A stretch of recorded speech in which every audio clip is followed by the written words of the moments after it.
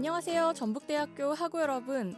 다들 코로나19 사태 때문에 강의도 비대면 수업으로 이루어지고 따뜻한 봄속 캠퍼스 생활을 누리지도 못하고 여러모로 아쉬운 생활들을 보내고 있으실 것 같은데요. 원래대로라면 목요일 점심, 캠퍼스 내에 울려 퍼져야 할 점심 방송 그때 그 시절도 이렇게 영상으로 찾아뵙게 됐습니다. 그래도 흥미롭고 알차게 구성해보았으니 학우분들의 많은 관심 부탁드립니다. 목요일 오디오 방송 그때 그 시절은요, 학우 여러분들이 웃으며 공감할 수 있는 추억거리를 살펴보고 있는데요.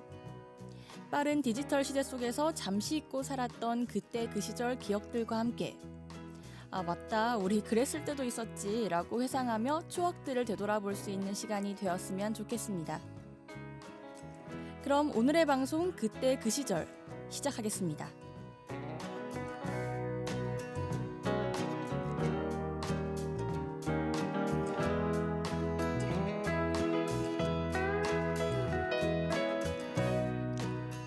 비록 비대면 개강으로 마주했지만 신입생들에게는 첫 대학 생활이라는 두근거림을, 재학생들에게는 새로운 시작이라는 설렘으로 가득한 요즘, 학우분들에게 좋은 일만 가득하셨으면 좋겠습니다. 지금 듣고 계시는 이 방송은요, 그때 그 시절이라는 방송인데요. 연도별 유행했던 추억들을 소재로 주로 음악, 패션, 음식, 드라마, 영화를 소개해드릴 예정입니다. 바쁜 삶에 치여 잠시 잊고 살았던 그 추억거리들을 생각하시면서 마음의 휴식을 취하셨으면 하는 바람입니다. 그때 그 시절 첫 번째 코너는요, 바로 흑역사 토크 코너인데요. 과거 속 그때에는 세상 제일 멋있어 보이고 예뻐 보였을 문화지만 지금 와서 생각해보면 아, 저 때 왜 저랬지? 라는 생각과 함께 다시는 기억하기도 싫은 일명 흑역사 추억을 되돌아보는 시간입니다. 첫 번째로 들고 온 오늘의 흑역사는요.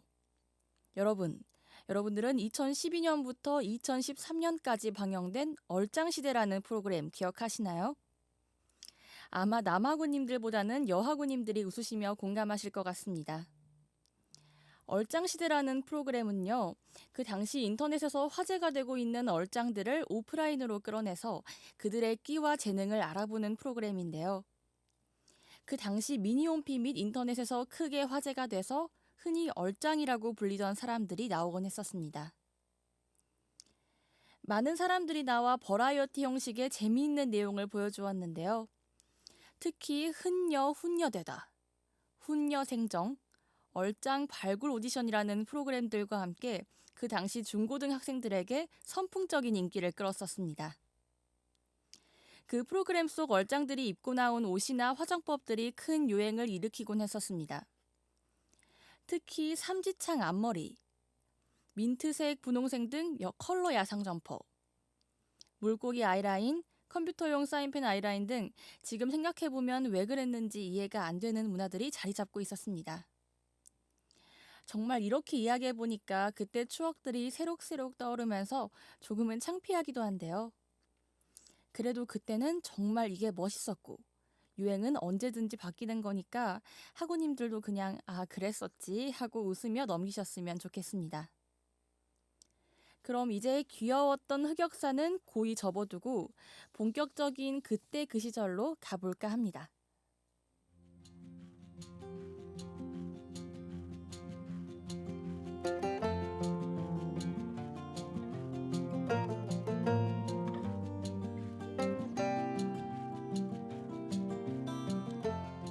오늘의 그때 그 시절은 바로 1997년인데요. 응답하라 1997이라는 드라마가 큰 인기를 끌었던 만큼 우리나라 문화가 극대화되었을 시기라고 생각합니다. 1997년에는 어떤 일들이 있었을까요? 우선 1997년에는 IMF라는 큰 일이 있었는데요. 1950년 이후 최악의 해라고 불릴 정도로 우리나라 경제 상태가 정말 좋지 않았던 해입니다. 전 해인 1996년까지는 1인당 GDP가 역사상 처음으로 1만 달러를 돌파하는 등 지속적인 사회 발전에 대한 기대감이 매우 큰 상태였는데요.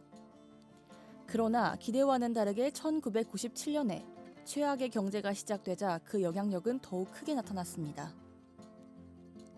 1997년 10월 외환위기 직전 노동부에 신고된 전국 사업장 체불임금 금액은 6,480억 원에 달해 수많은 직장인과 근로자들이 임금도 못 받는 상황에 직면해 경제위기 상황을 실감케 해주었는데요.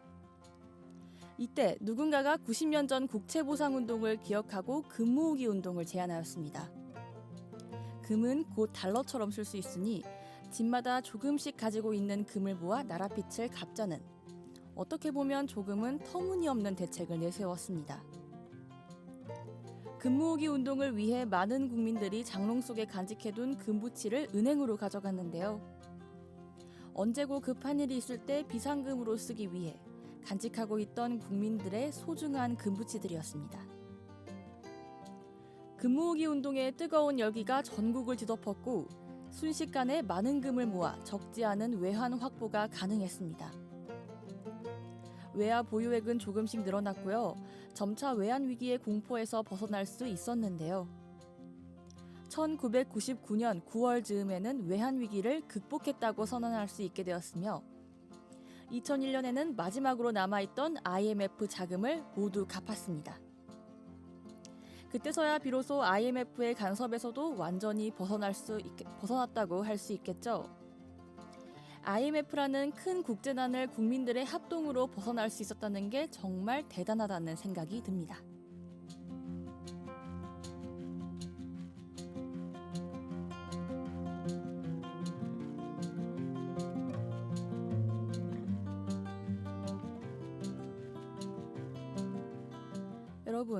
여러분들도 어렸을 때 만화를 즐겨보곤 했나요? 저도 참 즐겨보곤 했었는데요. 혹시 세일러문이라는 만화 기억하시나요? 1997년에는 한국에 바로 세일러문 붐이 일어났던 시기이기도 합니다.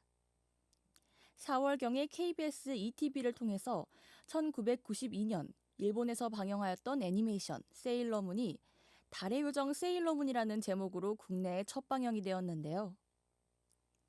지구의 평화를 지키기 위해 악당과 싸우는 소녀들의 이야기를 그린 애니메이션으로 많은 어린이들의 마음을 사로잡았습니다. 일본과 비교해서 5년 늦게 국내 방영을 하였는데 해방 이후 50여 년을 지켜온 철저한 일본 문화 봉인 정책이 꾸준히 이어지고 있고 청소년 보호법 제정의 여파로 일부 내용이 국내 심의상으로 대폭 수정되고 개편되었던 영향이 있었다고 합니다. 우리가 즐겨보았던 세일러문이 원작과 비교해 수정되었다는 사실이 놀라운데요. 그래서 일부 사람들에게는 이때가 1998년 일본 문화 대개방이 이뤄지기도 1년 전의 일이었고 역대 정권들의 정치-사회적 노선상 일본 문화에 대한 봉인책도 유지되었던 편이라 일부 시청자들 사이에서는 1, 2년만 늦게 방영했었다면 좋았다는 아쉬움을 남기기도 하였습니다. 그래서 후에 대원방송이라는 채널에서 무삭제판으로 재방영을 하였다고 하네요. 원래는 소녀층을 대상으로 한 소녀 만화였지만 소년 만화적인 능력자 배틀물 성향도 강해서 여성층뿐만 아니라 남성층까지 흡수하는 데 성공했고요. 전 세계적으로도 인기를 끌었다고 하네요. 비록 2010년대로 접어든 이후에는 국내에서 세일러문에 대한 인지도가 아주 낮아졌거나 소멸된 편이었지만 1997년 이때까지만 해도 국내에서는 세일러문의 인기가 상당히 높았던 편이었습니다. 아이들을 대상으로 한 완구와 펜시 등도 많이 출시되곤 했었죠. 20년이 지난 지금도 그 당시 10대 시절을 보냈던 20대 이상 성인들, 미 세일러문 마니아들을 위해 키덜트 용품이 인터넷 쇼핑몰에서 나오고 있다는데요. 현재 세일러문 열기는 이들을 중심으로 꾸준히 이어지고 있다고 합니다. 힘든 현실 속에서 위안이 되고 힐링을 주는 대상이 있었다는 점은 이때나 지금이나 똑같은 것 같습니다.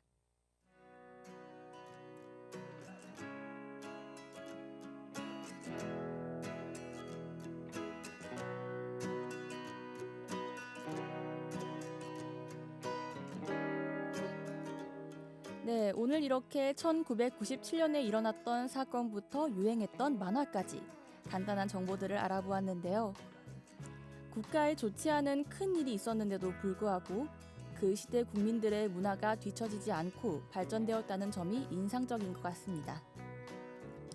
저도 오늘 이렇게 방송을 진행하면서 치열하고 힘든 현재의 짐은 잠시 덜어놓고 옛 추억에 잠시나마 빠질 수 있어 정말 좋았던 것 같아요. 비록 그 시기에 직접 살았던 직접적인 세대는 아니지만 1997년 문화가 얼마나 발달되었는지 실감을 할 수 있었던 계기가 되었던 것 같습니다. 여러분들도 이 방송을 마음의 휴식을 취하며 가볍고 편하게 들으셨으면 좋겠네요. 다음 방송에는 어떤 추억거리가 가득한 해를 만나보도록 할까요? 그럼 여기서 그때 그 시절 오늘 방송은 마무리하도록 하겠습니다. 하고 여러분들의 오늘 하루도 참 행복했던 그때 그 시절로 기억되길 바랍니다. 지금까지 제작 연출의 도은석, 기술의 조민주, 진행의 김채영이었습니다.